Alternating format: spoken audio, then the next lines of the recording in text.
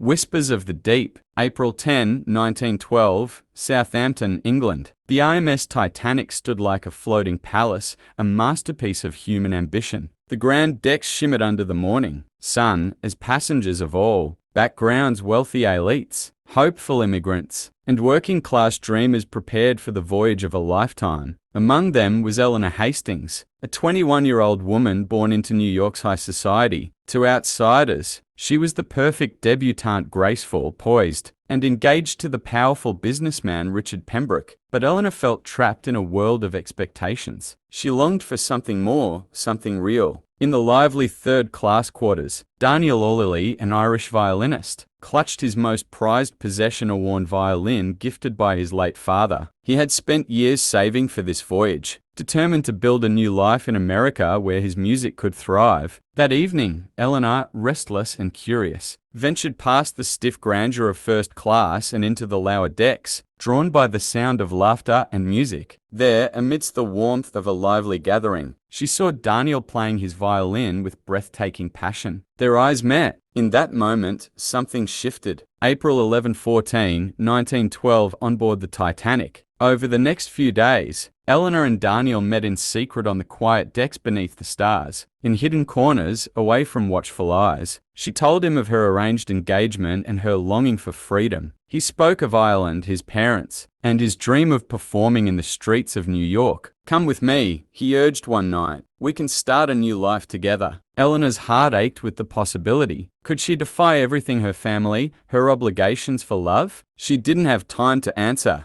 April 14, 1912, the iceberg. Near midnight, a terrible grinding sound tore through the ship. The Titanic shuddered as passengers jolted awake. Fear spread like wildfire. Daniel, sensing danger, grabbed his violin and ran toward the upper decks. He found Eleanor near the lifeboats, her face pale with fear. "They say the ship is sinking," she whispered, trembling. He grasped her hands. "You have to go, Eleanor. Get in a lifeboat." "Not without you." Before he could respond, a steward forced her forward. Chaos swirled as sailors lowered the lifeboats. Eleanor fought against it, reaching for Daniel, but it was too late. Their hands slipped apart. "I'll find you," he called. The last thing she saw before the lifeboat drifted away was Daniel, still clutching his violin as the ship tilted into darkness. April 15, 1912, the icy Atlantic. The screams of the drowning filled the night. Then, silence. Daniel clung to a floating door, the freezing water numbing his limbs. He watched as the Titanic disappeared beneath the waves. Time blurred. Voices faded. Hours later, a lifeboat searching for survivors found him barely conscious. Pulled aboard the IMS Carpathia, he drifted in and out of awareness, weak fro.